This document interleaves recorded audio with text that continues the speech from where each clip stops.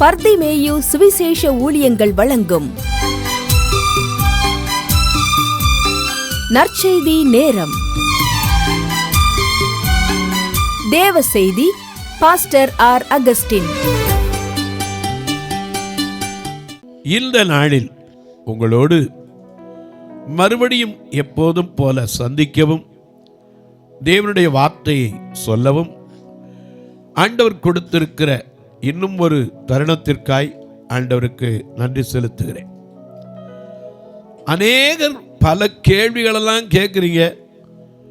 சிலரெல்லாம் கேட்குறீங்க, ஆண்டவரால் கூடாத காரியம் ஒன்று இல்லைங்கிறீங்களே, எதுவும் அவரால் கூடுமா? நான் கேட்பேன், உங்களுக்கு நம்பிக்கை உண்டா? நீங்கள் நம்புனா உங்கள் நம்பிக்கை வீண் போகாது. நான் சொல்லலை, நீதிமொழிகள் 23:18 வாசிக்கும் போது, நிச்சயமாக முடிவுண்டு, உன் நம்பிக்கை வீண் போகாது அப்படின்னு சொன்ன உடனே நீங்க பதிலு கேட்டீங்க. என் மக திருமணமாகி கொஞ்ச நாள்லயே பிரிஞ்சு வந்துட்டா. பிரிஞ்சு வந்து 4 வருஷம் ஆச்சு. ஆனா அவ சொல்றா, கர்த்தரால் ஆகாத காரியம் ஒன்றும் இல்லை, திரும்ப என் வாழ்க்கை கட்டப்படும் அப்படின்னு நான் நம்புறேங்கிறா. இதை பற்றி நீங்கள் என்ன நினைக்கிறீங்க பிரதர் அப்படின்னீங்க. இன்னைக்கும் சொல்கிறேன், ஆண்டவரால் கூடாத காரியம் ஒன்றுமே கிடையாது. உங்கள் வேதாகமத்தை எங்கே இருந்தாலும் சரி, தயவு செய்து தேடி கையில் எடுத்து, எல்லாரும் கையில் எடுங்க உங்கள் வேதத்தை. ஆபகுக் 2ஆம் அதிகாரத்திலே 3வது வசனத்தை, தீர்க்க தரிசன புஸ்தகம் 2ஆம் அதிகாரம் 3வது வசனம் எல்லாருக்கும் மனசில் கூட தெரிஞ்சிருக்கும். அநேகர் இந்த வசனத்தை மனசில் கூட மனப்பாடமாக வச்சுருப்பீங்க. ஆனால் நமக்குள்ள சில நேரம் நம்பிக்கை தான் போயிடுது. ஆண்டவர் அன்னைக்கு ஆபகுக்கு கொடுத்த ஒரு வார்த்தை, அருமையான ஒரு வார்த்தை. அந்த வார்த்தையை எடுத்து எல்லாரும் கையில் வைப்பீங்களா? அப்படி எடுத்து நீங்களும் மற்றவங்களும் தேடி எடுக்கிற வரைக்கும் நீங்களும் நானும் சேர்ந்து பாடுமா? எந்தல் கல்வல்லையானவரே, எல்லை காக்கும் தெய்வம் நீரே. எந்தல் கல்வல்லையானவரே, எல்லை காக்கும் தெய்வம் நீரே. வல்லமை மாட்சிமை நிறைந்தவரே, மகிமைக்கு பாத்திரரே.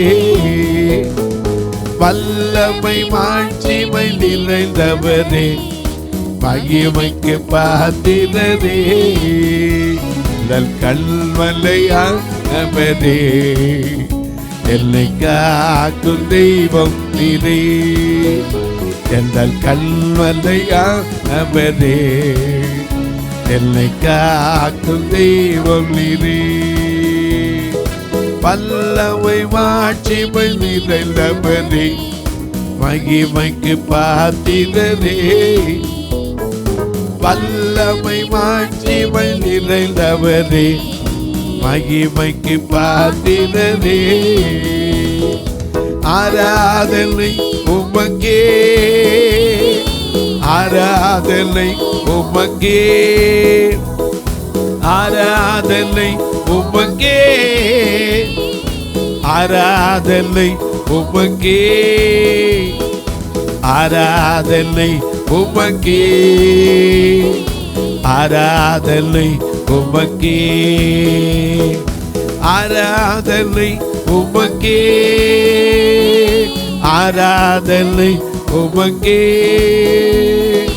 ஆராதனை உமக்கே, ஆராதனை உமக்கே, ஆராதனை உமக்கே, ஆராதனை உமக்கே.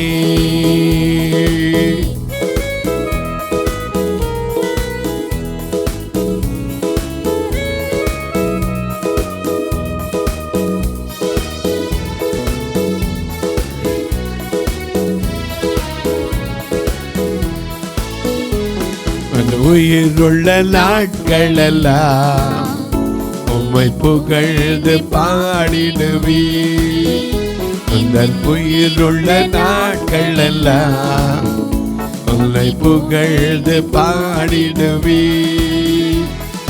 ராஜாவே நீர் செய்த நன்மைகளை எல்லியே துதித்திடுவே ராஜாவே நீர் செய்த நன்மைகளை எல்லியே துதித்திடுவே ஆராதனை உமக்கே ஆராதனை உமக்கே ஆராதனை உமக்கே ஆராதனை உமக்கே ஆராதனை உமக்கே ஆராதனை உமக்கே ஆராதனை உமக்கே ஆராதனை உமக்கே ஆராதனை உமக்கே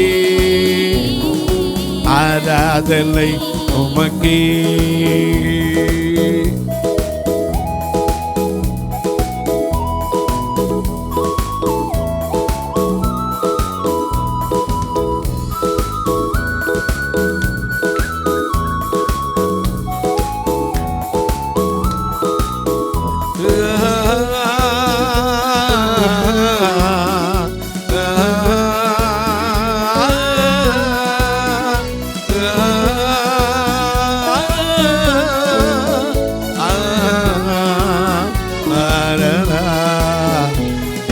பலவீன நேரங்களில் கிருபை தந்தீரையா எந்த பலவீன நேரங்களில் கிருபை தந்தீரையா ஏசு ராஜா என் பலனானி எதற்கு பயமில்லையே ஏசு ராஜா என் பலனானி எதற்கு பயமில்லையே ஆராதனை உமக்கே ஆராதனை உமக்கே ஆராதனை உமக்கே ஆராதனை உமக்கே ஆராதனை உமக்கே ஆராதனை உமக்கே ஆராதனை உமக்கே ஆராதனை உமக்கே ஆராதனை உமக்கே ஆராதனை உமக்கே எல்லாம் எடுத்துருப்பீங்க. ஆபகுக் 2ஆம் அதிகாரம் 3வது வசனம். குறித்த காலத்துக்கு நல்ல கவனிங்க, நல்ல கவனிங்க. குறித்த காலத்திற்கு தரிசனம் இன்னும் வைக்கப்பட்டிருக்கிறது. நல்ல கவனிங்க. உங்களுக்கு ஒரு வேளை ஒரு தரிசனம் கிடைச்சிருக்கலாம் அல்லது ஒரு வாக்கு கிடைச்சிருக்கலாம். ஆனால் நீங்கள் சொல்லலாம், இந்த ஊழியர் மூலமாக எனக்கு கிடைச்சு இன்னைக்கு வரைக்கும் நிறைவேறலையே. ஊழியர் கொடுக்கலை, கர்த்தர் கொடுத்த வாக்கு, கர்த்தர் தந்த தரிசனம். ஏன்னா அவர் கொடுத்த அதை கட்டாயம் என்ன செய்வார்? நிறைவேற்றுவார். ஏன்னா வேதம் சொல்லுது, குறித்த காலத்திற்கு தரிசனம் இன்னும் வைக்கப்பட்டுத்தான் இருக்கிறது. முடிவிலே அது விளங்கும். அது முடியும் போதுதான் உனக்கு விளங்கும், எனக்கு விளங்கும், யாருக்கு விளங்கும். ஆனால் முடிவு உண்டு, மறந்துடக்கூடாது. குறித்த காலத்திற்கு தரிசனம் இன்னும் வைக்கப்பட்டிருக்கிறது. அது முடிவிலே தான் விளங்கும். அது பொய் சொல்லாது, அது பொய் சொல்லாது. அது தாமதித்தாலும், ஒருவேளை தாமதித்தாலும் அதற்கு காத்திரு. அது நிச்சயமாய் வரும். அது நிச்சயமா கட்டாயம் வரும். அது தாமதிப்பதில்லை. எனக்கு அன்பானவர்களே, தரிசனங்கள் கிடைக்கலாம். உதாரணமாக பாருங்க, ஆபிரகாமுக்கு ஆதியாகமம் 12ஆம் அதிகாரத்திலே தேவன் தரிசனமாகி சொன்னார். ஆதியாகமம் 12ஆம் அதிகாரம் 1-2 வசனத்தை வாசிக்க கேட்போம். கர்த்தர் ஆபிராமை நோக்கி கர்த்தர் ஆபிராமை நோக்கி நீ உன் தேசத்தையும் நீ உன் தேசத்தையும் உன் இனத்தையும் உன் இனத்தையும் உன் உன் தகப்பனுடைய தகப்பனுடைய வீட்டையும் விட்டு புறப்பட்டு நான் உனக்கு எங்க ஒரு தேசத்தை காண்பிக்கிறேனோ அந்த தேசத்துக்கு போ. நான் உன்னை அங்கே உன்னை பெரிய ஜாதியாக்குவேன், ஆசீர்வதிப்பேன், உன் பேரை பெருமைப்படுத்துவேன், நீ ஆசீர்வாதமாய் இருப்பாய். அது மட்டுமல்ல, நீ ஆசீர்வதிக்கிறவர்களை நான் ஆசீர்வதிப்பேன், உன்னை சபிக்கிறவர்களை சபிப்பேன். பூமியில் உள்ள சகல வம்சங்கள் எல்லாம் உனக்குள்ளாக ஆசீர்வதிக்கப்படும் என்றார். ஆனா இந்த ஆசீர்வாதம் உடனே அவனுக்கு நிறைவேறுச்சா? எத்தனை பாடுகள் வரும், பாடுகள் வராதுன்னு சொல்லவே முடியாது. கிறிஸ்தவ ஜீவியத்தில் பாடுகள் இல்லாட்டா நம்மளும் நிற்க மாட்டோம். என்னைக்கு ஊழியத்துக்குள்ளே வர்றோமோ, இது நெருக்கமான பாதை, விசாலமான பாதை இல்லை. ஆனால் ஆண்டவர் விரும்புகிறது என்னது? நெருக்கத்தில் இருக்கிற நம்மை விசாலத்தில் வைக்கத்தான் விரும்புகிறார். ஆனால் அதுக்கு ஒரு தரிசனங்களையும் காண்பிக்கிறார். ஆபிரகாமுக்கு சொன்ன வார்த்தை என்ன? நீ எல்லாம் உன் ஊரை விட்டு, தேசத்தை விட்டு, உன் ஜனத்தை விட்டு எல்லாத்தையும் விட்டுட்டு வா. அப்படி வந்து நம்பி வந்தேன்னா நான் உன்னை பெரிய ஜாதி ஆக்குவேன். ஆனால் எத்தனை வயசு வரைக்கும் குழந்தை இல்லை? ஆபிரகாமுக்கு எத்தனை வருஷத்துக்கு குழந்தை இல்லை? கிட்டத்தட்ட அவனுக்கு கிடைக்கும் போது வயசு என்னது? 75. ஆமாம், கிட்டத்தட்ட 100 வயதில் தான் அவனுக்கு என்ன செய்யுது? பிள்ளை கிடச்சி. நிறைவேறும் போது தான் அது விளங்கும். நான் உன்னை பெரிய ஜாதி ஆக்குவேன்னாரே. கலாத்தியர் 3:7 வாசிக்கிறோம். யாரு அவருடைய ஜாதியார்? கலாத்தியர் விசுவாச மார்க்கத்தார். ஆகையால் விசுவாச மார்க்கத்தார்கள் எவர்களோ அவர்களே ஆபிரகாமின் பிள்ளைகள் என்று அறிவீர்கள். எத்தனை பிள்ளைகள்? ஏன்னா அவருக்கு கொடுத்தது வாக்குதான். என்ன பண்ணாரு? இந்த சந்ததிக்கு இந்த தேசத்தை கொடுப்பேன், உன் சந்ததிக்கு இந்த தேசத்தை கொடுப்பேன், உன்னை ஜாதிகளுக்கு தகப்பனாக்குவே, சந்ததிக்கு இந்த தேசத்தை கொடுப்பே, உன்னை ஜாதிகளுக்கு தகப்பனாக்குவே,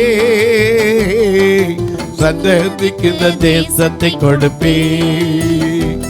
நீ போகும் இடமெல்லாம் உன்னை ஆசீர்வதிப்பேன், நீ போகும் இடமெல்லாம் உன்னை ஆசீர்வதிப்பேன்.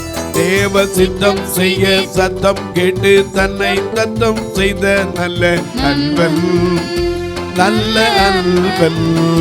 தேவ சித்தம் செய்ய சத்தம் கேட்டு தன்னை தத்தம் செய்த நல்ல அன்பன், நல்ல அன்பன். நல்ல கவனிங்க. தேவ சித்தம் செய்வதற்கு சத்தத்தை கேட்டு தன்னை தத்தம் செய்த அன்பன் யாரு? ஆபிரகாம். இந்த ஆபிரகாமுக்கு கொடுத்த தரிசனம் என்ன? நீ எல்லாத்தையும் விட்டுட்டு வா. நாமளா தான் என்ன சொல்லியிருப்போம்? லோத்தை ஆண்டவர் கூட்டு சொல்றார். ஆதியாகமம் 19ஆம் அதிகாரம் 15ஆம் வசனத்திலிருந்து வாசிக்க கேட்போம்.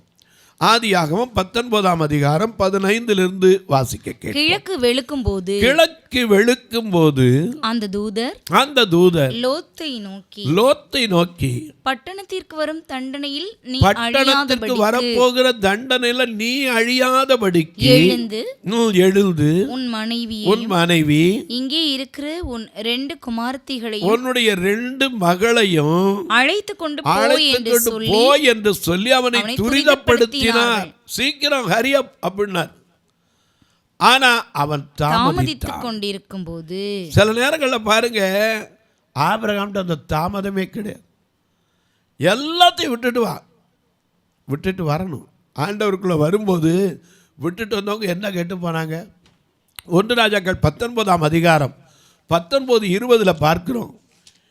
எலிசா ஒரு ஏர் மாடை வச்சு உழுதுகிட்டு இருந்தவன். அப்படியே அவன் அவ்விடம் விட்டு புறப்பட்டு போய், யாரு? எலியா புறப்பட்டு போய் 12 ஏர் பூட்டி உழுத சாப்பாத்தின், அது சாதாரண ஆள் இல்ல, யாரு? 12 ஏர பூட்டி உழுத சாப்பாத்தின் குமாரனாகிய எலிசாவை கண்டான். அவன் 12ஆம் ஏரை அவன் எத்தனாவது ஏற ஓட்டினான்? நல்லா கவனிங்க, பெரிய வீரமான ஆள். முத ஏர் இல்ல, 2வது ஏர் இல்ல. ஏன்னா முத ஏர் உழுறது ரொம்ப கஷ்டம். அதுக்கப்புறம் பார்த்தீங்கன்னா பொல அப்படி மண் என்ன செய்யும், வேகமாக வரும்.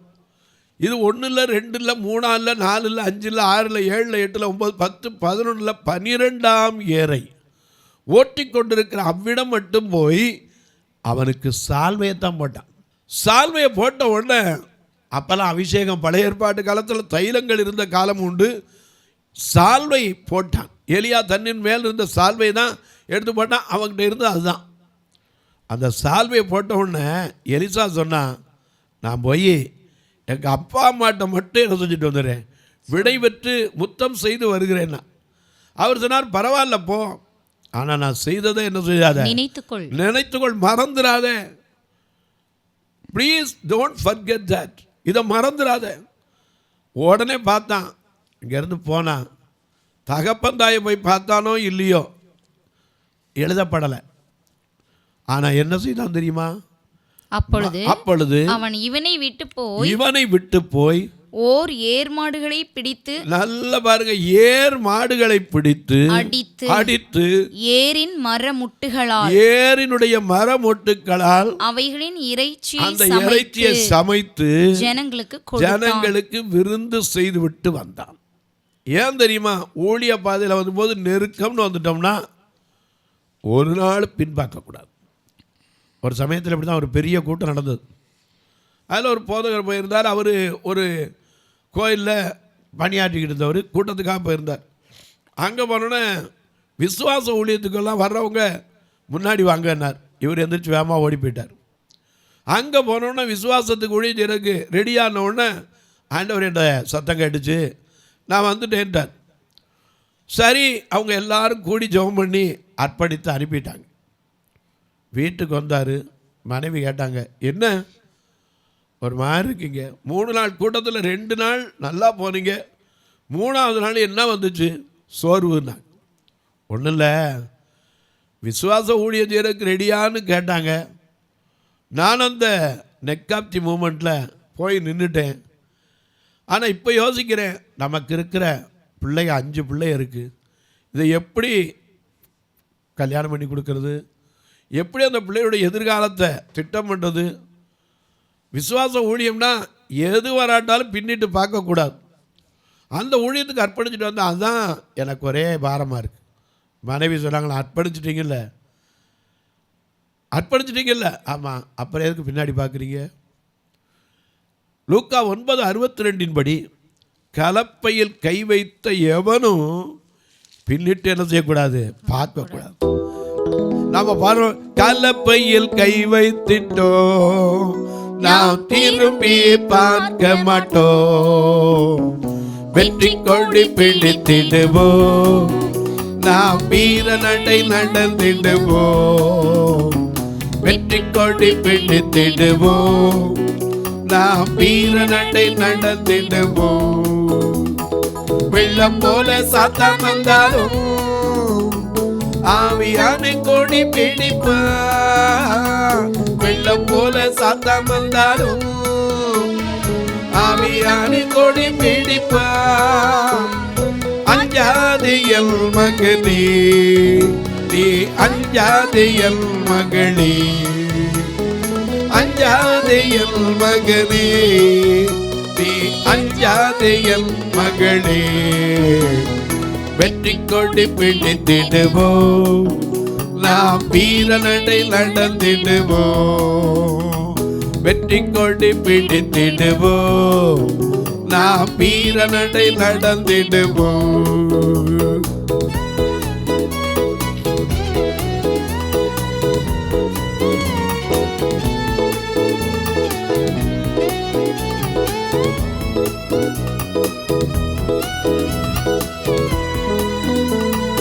ஆயிரம் தான் துன்பம் வந்தாலும் அணுகாது அணுகாது,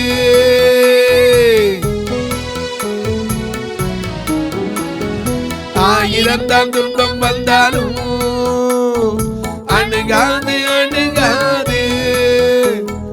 ஆவியின் பட்டயம் உண்டு, நாம் அலங்கையை வென்று விட்டோம். ஆவியின் பட்டயம் உண்டு, நாம் அலங்கையை வென்று விட்டோம். வெற்றி கொடி பிடித்திடுவோம், நாம் வீரநடை நடந்திடுவோம். வெற்றி கொடி பிடித்திடுவோம், நாம் வீரநடை நடந்திடுவோம்.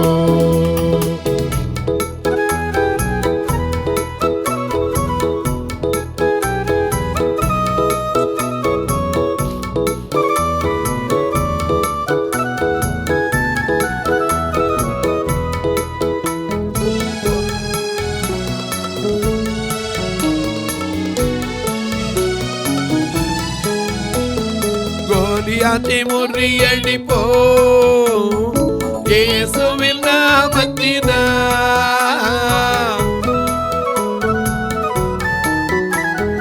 கோலியாத்தை முறியடிப்போம் இயேசுவின் நாமத்தினால். விசுவாச கேடயத்தால் நாம் பிசாசை வென்றிடுவோம். விசுவாச கேடயத்தால் நாம் பிசாசை வென்றிடுவோம். வெற்றி கொடி பிடித்திடுவோம், நாம் வீரநடை நடந்திடுவோம். வெற்றி கொடி பிடித்திடுவோம், நாம் வீரநடை நடந்திடுவோம். வெள்ளம் போல சாத்தான் வந்தாலும் ஆவியானை கொடி பிடிப்பா. வெள்ளம் போல சாத்தான் வந்தாலும் ஆவியானை கொடி பிடிப்பா. அஞ்சாதே என் மகளே, நீ அஞ்சாதே என் மகளே. அஞ்சாதே என் மகளே, நீ அஞ்சாதே என் மகளே. வெற்றி கொடி பிடித்திடுவோம், நாம் வீரநடை நடந்திடுவோம். வெற்றி கொடி பிடித்திடுவோம், நாம் வீரநடை நடந்திடுவோம். நல்ல கவனிங்க ஐயா. 12ஆம் ஏற ஓட்டிக்கிட்டு இருந்த மனுஷன் நேர போய் அப்பா அம்மாட்டில் சொல்லியிருக்கணும். என்ன செஞ்சான்? மரம் ஒட்டுக்களை ஒடிச்சான், ஏர் மாடுகளை பிடிச்சான், அடித்து சமைத்து ஜனங்களுக்கு விருந்து செய்து விட்டு வந்தான். ஏன் தெரியுமா? தரிசனம் பெற்றவன் பின்னாடி பார்க்கக்கூடாது, எந்த சூழ்நிலையும் பார்க்கக்கூடாது. ஏன்னா குறித்த காலத்திற்கு என்ன இருக்கு? தரிசனம் இன்னும் வைக்கப்பட்டிருக்கிறது. அது முடிவில் தான் விளங்கும். தாமதித்தாலும் அதற்கு காத்திரு, தாமதிப்பதில்லை. நிச்சயமா என்ன செய்யும்? அது ஒரு நாள் நிறைவேறியே தீரும். நம்பிக்கை வச்சிருங்க. அநேகர் கேட்குறீங்க, தீராத வழக்கு பல வருஷமா இருக்கு ஐயா, தீராத பிரச்சனை இருக்கு ஐயா, என் மக பிரிஞ்சு வந்து வாழாவட்டியா உட்காந்துருக்காள், இவளுக்கும் ஆழ்க்கை கூடுன்னு சொல்கிறாள் ஐயா. எப்படி ஆகும்? தேவன் குறித்திருந்தால் என்ன தடை வந்தாலும் சரி, அந்த தடைகளை மாற்றி அவர் அனுப்ப வல்லவர். தொலைக்காட்சியில் பார்க்கிற என் அன்பு மக்களே, நல்ல கவனிங்க. இந்த நிகழ்ச்சியை பார்க்கிற நீங்கள் ஒரு வார்த்தை மறக்காமல் ஜெபம் பண்ணணும். எதுக்கு தெரியுமா? இந்த நிகழ்ச்சி தொடர்ந்து வருவதற்கு ஒவ்வொரு நாளும் தேவை உண்டு. ஏன்னா ராயனுக்குரியதை ராயனுக்கு கொடுக்கணும், தேவனுக்குரிய தேவனுக்கு கொடுத்தாகணும். ஒரு நாள் தவறாமல் வர்றதுக்கு ஒவ்வொரு நாளுக்கும் ஒருத்தர் கட்டாயம் கர்த்தர் ஏற்படுத்தணும். அதற்காக ஜெபிங்க. சிலர் பிறந்த நாள், திருமண நாள், ரிட்டையர்ட் ஆகிற நாள், அல்லது ஒரு நல்ல வேலை கிடைத்த நாள், பல நாள் காத்திருந்து வராமல் இருந்து ஒரு காரியம் வந்தால், ஒரு வீடு கட்டி பால் காய்ச்சினா ஒரு நாள் நிகழ்ச்சியை தாங்களேன், ஆண்டவர் அதற்கேற்ற ஆசீர்வாதத்தை கட்டாயம் தருவார். அது மட்டும் இல்லை, உங்கள் பிறந்த நாள், திருமண நாள் போன்ற நல்ல நாட்களில் எங்கள் சபையில் இருக்க பார்வையில்லாத மக்களை நான் ஒரு நாள் சாப்பிடாமல் அனுப்புனதில்லை. ஞாயிற்றுக்கிழமை ஆச்சுன்னா சரி, இவங்களை கூட்டிகிட்டு வர்றதுக்கு மட்டுமே வேனுக்கு வாரம் 5000 ரூபா செலவழிக்கணும். நீங்கள் வந்து பார்க்கலாம், நான் சொல்கிறத நம்பணும்னு அவசியம் கிடையாது. வந்து பாருங்கள், கர்த்தர் ஏவினால் நீங்களும் தாங்கலாம். இப்போ கூட பார்வையில்லாத பெண்களுக்காக, வயது முதிர்ந்த பெண்களுக்காக ஒரு இடத்த கட்ட ரொம்ப நாளாக முயற்சி பண்ணிக்கிட்டே ஜெபம் பண்ணிட்டு வந்துட்டு இருக்கோம். கர்த்தர் சீக்கிரத்தில் காரியத்தை வாய்க்க செய்வார். ஏன்னா நேற்றைய தினத்தில் கூட எனக்கு, நான் ராத்திரி ரெக்கார்டிங்கு பைபிள் பார்த்து உட்காந்துருக்கேன். ஒரு கால் இல்லாத குடும்பத்தில் அவருடைய மனைவி கண்ணு தெரியாது, 2 பேரில் அந்த கால் இல்லாத ஒரு நேரத்தை இறந்து போயிட்டார். உடனே எனக்கு ஃபோன் பண்ணுறாங்க, ஐயா அடக்கம் பண்ணோம்யா, நாங்கள் என்ன செய்ய ஒன்றும் புரியலை, படுக்கையில் தான் இருந்தார் 6 மாதமா தெரியுமா, இப்போ திடீர்னு இறந்துட்டார். கடைசியில் நேற்று 10,000 ரூபா அடக்க செலவு, கிட்டத்தட்ட தூக்கிட்டு போகிற எல்லாம் சேர்த்து 12,000 ரூபா இருந்துச்சு. நான் யார்கிட்ட போய் சொல்ல, எப்போவும் இதுக்கு ஒரு ஃபண்டே வச்சுருக்கணும். ஏன்னா ஒரு பக்கம் கந்தமாக கண்ணு கிடையாது, இவருக்கு கால் இல்லை, இவங்களுக்கு உதவி செய்யணும். அந்த ஈமக்கரிகை செய்வது பெரிய காரியம். கர்த்தர் ஏவினால் நீங்களும் இப்படிப்பட்ட காரியங்களுக்காக உதவலாம். எப்படி பிரதர்? இதில் 2 ஃபோன் நம்பர் இருக்குது, அதில் ஜிபே உண்டு, ஃபோன்பே உண்டு. கணக்கு வைக்கணும் அப்படின்னு கேட்பீங்கன்னா அது என்கிட்ட கேளுங்க, தாராளமாக சொல்கிறேன். போஸ்ட் வழியாக அனுப்புகிறவங்களுக்கு போஸ்டல் பேங்க் அக்கௌண்ட் இருக்குது, அங்கே போய் ஒரு ஃபார்ம் வாங்கி அந்த நம்பருக்கு ஃபில்லப் பண்ணி கொடுத்தாலே போதும். 36 35 38 89 63 இந்த நம்பருக்கு நீங்கள் தாராளமாக ஃபில்லப் பண்ணி கொடுக்கலாம். அவங்களே அங்கே என்ன செய்வாங்க, அக்கௌண்ட்டுக்கு அனுப்பிடுறாங்க. உங்கள் ஜெபக்காரி எது இருந்தாலும் சரி, காலை 10லேருந்து 5 மணிக்குள்ளே எப்பவும் சொல்லலாம். இப்போவும் உங்களுக்காக ஜெபிக்கட்டுமா? நல்ல பிதாவே, நன்றியோடு துதிக்கிறோம் சுவாமி. குறித்த காலத்திற்கு தரிசனம் இன்னும் இருக்கிறது, அது முடியும் போது தான் எங்களுக்கு விளங்கும். இடையில வருகிற சூழ்நிலையை கண்டு நாங்கள் ஒரு நாள் பின்னிட்டு பார்க்கக்கூடாது சுவாமி. காரணம், தரிசனத்தை தந்தவர் யார்? தரிசனம் தருகிறவர் யார்? அவர் ஆதியும் அந்தமுமானவர், அல்வாவும் உமேகாவும் ஆனவர், இருக்கிறவராய் இருக்கிறேன் என்று சொன்னவர், என் நாமம் அதிசயம் என்று சொன்னவர், வானத்திற்கும் பூமிக்கும் சகல அதிகாரம் கொண்டவர். அவர் சொன்ன வார்த்தை ஒரு நாளும் பொய்யாகாது. யார் யார் நெடுநாள் காத்திருக்கிற காரியங்கள் இருக்கிறதோ அந்த காத்திருப்புகள் எல்லாம் ஜீவ விருட்சம் போல கிடைக்கட்டும். பிறந்த நாள் திருமண நாளை நினைவு கூறுகிற மக்களுக்காய் ஜெபிக்கிறேன். பிரசவ காலத்தில் இன்றோ நாளையோ என்று தன் மகளுக்கோ தன் சகோதரிக்கோ தன் குடும்பத்தில் ஒருவருக்கோ பயத்தோடு இருக்கிற மக்களுக்காய் ஜெபிக்கிறேன். வியாதி படுக்கையில் படுத்து இந்த வியாதி நீங்கி பிழைப்பேனா என்று இருக்கிற, என்னைக்கோ நடந்த ஒரு விபத்து இன்னைக்கு மறுபடியும் அந்த கால் பலவீனப்படுதேன்னு சோர்ந்து இருக்கிற ஒவ்வொருவருக்காய் ஜெபிக்கிறேன்.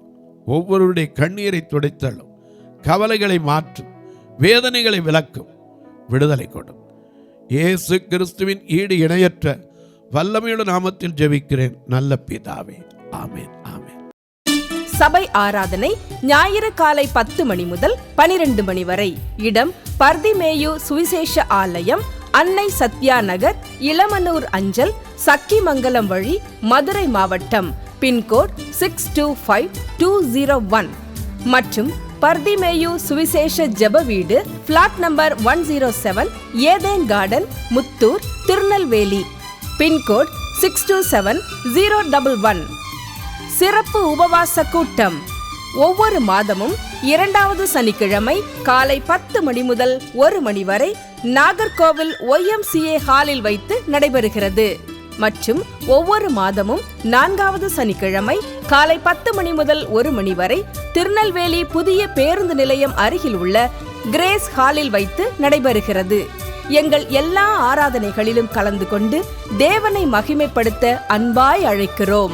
உங்கள் உதாரத்துவமான காணிக்கைகளினால் இவ்வூழியத்தை தாங்க விரும்பினால் R Augustine, account number 5021364331, IFSC code IDIB 000B066, Indian bank, BP Kulam, Madurai. GPay number 98421819117, BGM ministries மற்றும் 9442559772, பிளைண்ட் மினிஸ்ட்ரீஸ், அகஸ்டின். உங்கள் தொடர்புக்கு பாஸ்டர் ஆர் அகஸ்டின், பர்திமேயு சுவிசேஷ ஊழியங்கள், நாகமலை, புதுக்கோட்டை, மதுரை 625019. தொலைபேசி எண்கள் 9842181917 மற்றும் 9442559772. கர்த்தர் தாமே உங்களை ஆசீர்வதிப்பாராக.